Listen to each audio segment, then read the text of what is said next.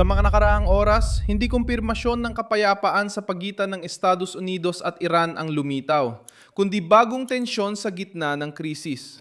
Ang pangalan na nagsimulang umikot bilang posibleng tulay sa pakikipag-ugnayan sa Washington ay si Mohammad Bagher Ghalibaf, ang presidente ng parlamento ng Iran. Lumabas ang impormasyon kasabay ng pahayag ni Donald Trump na nakikipag-usap siya sa tamang mga tao sa Iran. Habang patuloy na itinatanggi ng Tehran sa publiko ang anumang tunay na negosasyon, ang Reuters, AP, Washington Post, Guardian at Wall Street Journal ay nakakaisa sa isang punto. May hindi direktang pamamagitan gamit ang mga bansang tagapamagitan sa pagpapalitan ng mensahe. Ngunit hanggang ngayon, wala pang pampublikong at matibay na kumpirmasyon na isang direktang kasunduan sa pagitan ni Trump at Ghalibaf. Sino ba ang taong ito na napunta sa sentro ng usapan? Si Ghalibaf ay hindi isang pangalawahing figura. Siya ang kasalukuyang presidente ng parlamento ng Iran, dati naging komandante ng revolusyonaryong guwardiya, pinamunuan ng pambansang pulisya at naging alkalde rin ng Tehran. Ibig sabihin, hindi siya tradisyonal na diplomata o klasikong moderado. Isa siyang pangalan na hinubog sa matigas na makina ng rehimen, may bigat sa politika, may karanasang militar at malawak ang koneksyon sa mga sentro ng kapangyarihan. Dahil dito, ganito ang pananaw sa Washington. Kung magkakaroon ng posibleng pag-uusap sa isang paksyon sa loob ng sistema ng Iran, maaaring kailangan nitong ipasa sa taong bihasa sa seguridad, politika at mga galaw sa loob ng rehimen. Kasabay nito, nang lumakas ang usap-usapan na ito, lalo na noong ika-24 at ika-25 ng Marso, 2026, matapos sabihin ni Trump sa publiko na ang Estados Unidos ay nakikipag-usap sa tamang mga lider ng Iran at may mga produktibong pag-uusap na nagaganap. Sa parehong panahon, naging matindi ang reaksyon ng Iran. Ayon sa mga opisyal na konektado sa militar, ang Washington ay nakikipagnegosasyon lang sa sarili nito.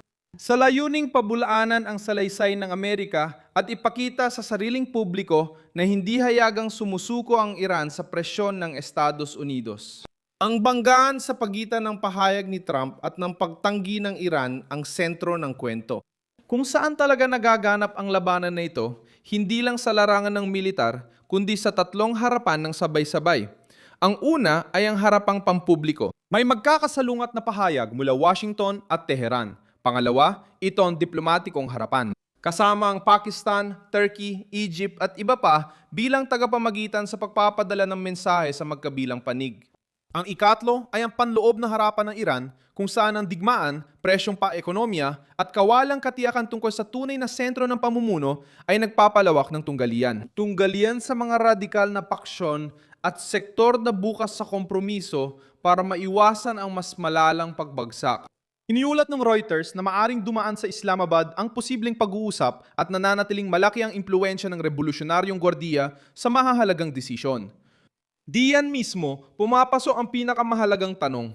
Bakit nga ba sinusubukan ni Trump na makipag-usap o makipag-ugnayan kay Ghalibaf? Ang pinakamalamang na sagot ay hindi ideological, kundi pragmatiko.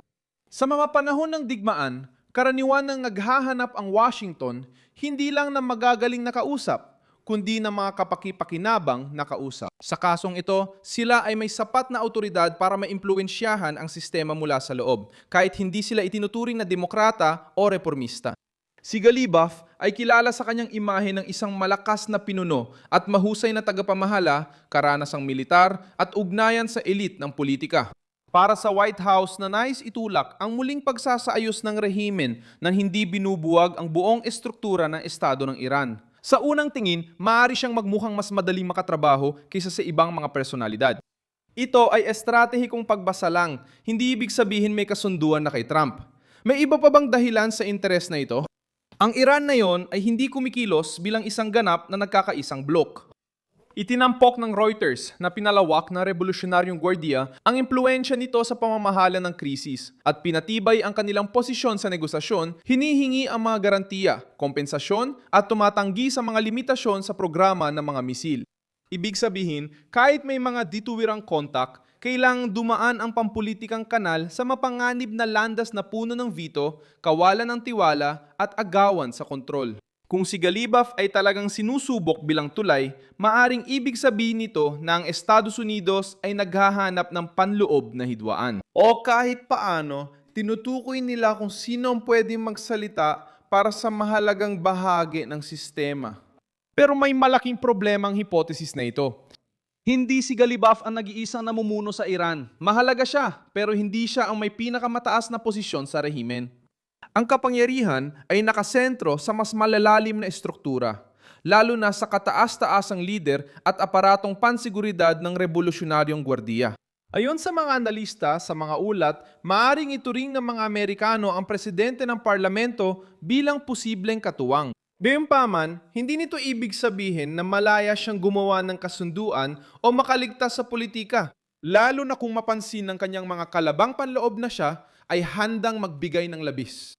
Sa madaling salita, kahit na nasa radar ang pangalan niya, hindi nito nalulutas ang pangunahing problema na kung sino talagang makakatiyak na matutupad ang anumang kasunduan. Ayon sa Reuters, kahit nabanggit ni Trump ang mga pag-uusap, tuloy pa rin ang mga pag-atake at ganting atake. Ibig sabihin, ang diplomasya ay umuusad sa gitna ng ingay ng digmaan.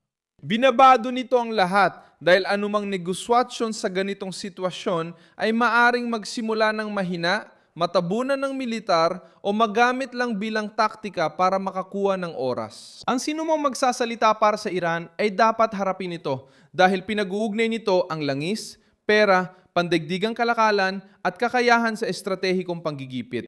Maaring gusto ni Trump ng isang tulad ni Galibaf dahil alam niyang mahalaga ang koneksyon sa taong nakakaunawa na ang kaligtasan ng sistema ng Iran ay nakadepende rin sa pag-iwas sa matinding pagbagsak ng ekonomiya. Sa dulo, tanong ay bakit si Galibaf? May isang matigas at simpleng sagot dahil sa pananaw ng mga Amerikano, maaari siyang maging daan para makipag-usap sa isang gumaganang bahagi ng rehimen nang hindi umaasa sa mga personalidad na ngayon ay nakahiwalay, mahina o walang tunay na kapangyarihan. Pero ang susunod na tanong ay mas mahalaga pa, maaari ba itong magtagumpay? Walang pampublikong basehan para sabihin ganon. May palatandaan ng pamamagitan at paketeng Amerikano na dinadala sa Iran. Malakas ang bulung-bulungan tungkol sa Islamabad bilang lugar ng pag-uusap. May mga ulat na nagsasabing si Galibaf ang tinitingnan ng Washington, ngunit may opisyal ding pagtanggi mula sa Iran. Malalim na kawalan ng tiwala, lumalaking impluwensya ng Gwardiyang Revolusyonaryo at nagpapatuloy na digmaan. Sa ngayon, wala pang patunay na si Trump ay may kasunduan na sa Pangulo ng Kapulungan ng Iran. Ang meron na isang delikadong galaw kung saan lumilitaw ang pangalan ni Galibaf bilang posibleng tulay, posibleng taya ng Amerika at posibleng sentro ng panloob na tunggalian. Ang mga nagmamasid mula sa labas ay kailangang paghiwalayin ang katotohanan sa ingay. Ang katotohanan ay binabanggit ng Washington ang mga pakikipag-ugnayan, ang katotohanan ay itinatanggi ito ng Tehran, ang katotohanan ay si Galibaf ay isang bigatin sa sistema, at ang katotohanan ay may nangyayaring hindi direktang pagmamamagitan. Ang natitira ngayon ay nananatili pa rin sa haka-haka.